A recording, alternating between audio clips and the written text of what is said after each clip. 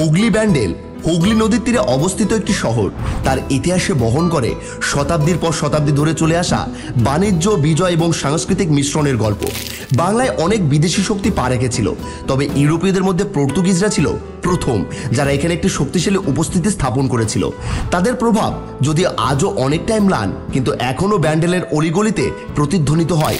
পর্তুগিজদের ইতিহাস শুধুমাত্র বাণিজ্যের নয়, এটি একাধারে ক্ষমতার দ্বন্দ্ব, ধর্মীয় সম্প্রসারণ এবং শেষ পর্যন্ত তাদের পতনের এক কাহিনী, যা বাংলার ইতিহাসের গুরুত্বপূর্ণ একটি অংশ হয়ে রয়ে গিয়েছে।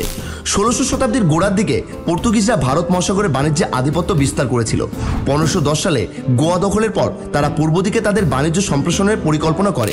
বাংলার বিখ্যাত মসলিন এবং রেশম বস্ত্রশিল্প এবং উর্বর ভূমি পর্তুগিজ বণিকদের আকৃষ্ট করেছিল। 1570 দশকে তারা হুগলি নদীর তীরে নিজেদের জন্য একটি বাণিজ্যিক ঘাঁটি স্থাপন করে। খুব দ্রুত ব্যান্ডেল একটি গুরুত্বপূর্ণ বাণিজ্যিক কেন্দ্রে পরিণত হয়, যেখানে পর্তুগিজরা তাদের বন্দর, গুদাম এবং গির্জা স্থাপন করে ইউরোপীয়দের সংস্কৃতির ছোঁয়া নিয়ে আসে। ব্যান্ডেল নামটি এসেছে পর্তুগিজ শব্দ ব্যান্ডেল থেকে, যার অর্থ হলো জেটি বা ঘাট। এখানে তারা ব্যবসা বাণিজ্যের পাশাপাশি ধর্মপ্রচার শুরু করে। খ্রিস্ট ধর্মের প্রচার ছিল তাদের কার্যক্রমের অন্যতম প্রধান অংশ এবং স্থানীয় জনগণকে খ্রিস্ট ধর্মে রূপান্তরিত করার চেষ্টা চলতে থাকে। তবে পর্তুগিজদের কর্মকাণ্ড ধীরে ধীরে মুঘল শাসকদের বিরক্ত করতে শুরু করে। তারা নদীপথ নিয়ন্ত্রণ করা, স্থানীয় বণিকদের ওপর কর বসানো এবং জলদস্যুদের মতো কার্যকলাপে লিপ্ত হয়, যা মুঘলদের ক্ষুব্ধ করে তোলে। শাহজাহানের আমলে বাংলার মুঘল সুবাদার কাসিম খান জোয়াইনি 1632 সালে হুগলি শহরের পর্তুগিজ দুর্গে আক্রমণ চালান। এই যুদ্ধ ছিল ভয়াবহ এবং দীর্ঘস্থায়ী। মুঘল সেনারা তাদের শক্তিশালী কামান এবং বিশাল সৈন্যবাহিনী নিয়ে পর্তুগিজদের প্রতিরক্ষা ব্যবস্থা ধ্বংস করে দেয়। হাজার হাজার পর্তুগিজ নিহত হয় এবং বহু নারী শিশু বন্দী করা হয়। অনেকে আবার বন্দী হয়ে আগ্রায় নিয়ে যাওয়া হয়। এই যুদ্ধের মাধ্যমে বাংলায় পর্তুগিজ শক্তির পতন ঘটে এবং তাদের আধিপত্যের অবসান ঘটে। যদিও মুঘলদের হাতে তাদের দুর্গ ধ্বংস হয়ে যায়, তবুও ব্যান্ডেলে পর্তুগিজ ঐতিহ্যের কিছু চিহ্ন থেকে যায়। এর মধ্যে সবচেয়ে উল্লেখযোগ্য হল ব্যান্ডেল চার্চ, যা 1599 সালে নির্মিত হয়েছিল।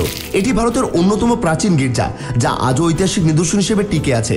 কথিত আছে মুঘল আক্রমণের সময় মাদার মেরির একটি মূর্তি নদীতে ফেলে দেওয়া হয়েছিল, কিন্তু পরবর্তীতে এটি অক্ষত অবস্থায় পাওয়া যায়। স্থানীয় খ্রিস্টান সম্প্রদায় এটিকে অলৌকিক ঘটনা হিসেবে দেখে এবং পুনরায় গির্জা নির্মাণ করা হয়।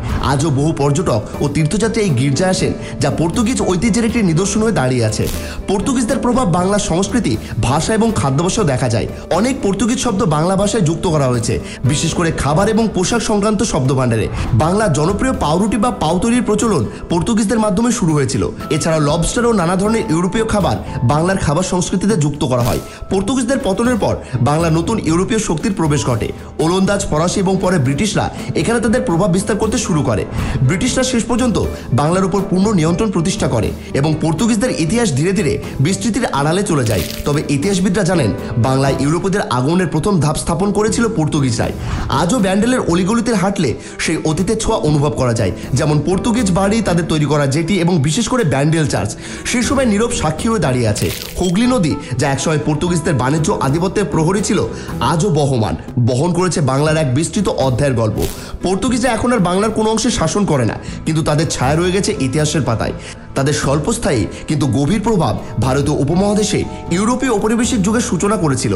হুগলি ব্যান্ডেলে পর্তুগিজদের উপস্থিতির গল্প একদিকে উচ্চাকাঙ্ক্ষার, অন্যদিকে পতনের, একদিকে সাংস্কৃতিক বিনিময়ের, অন্যদিকে সংঘর্ষের।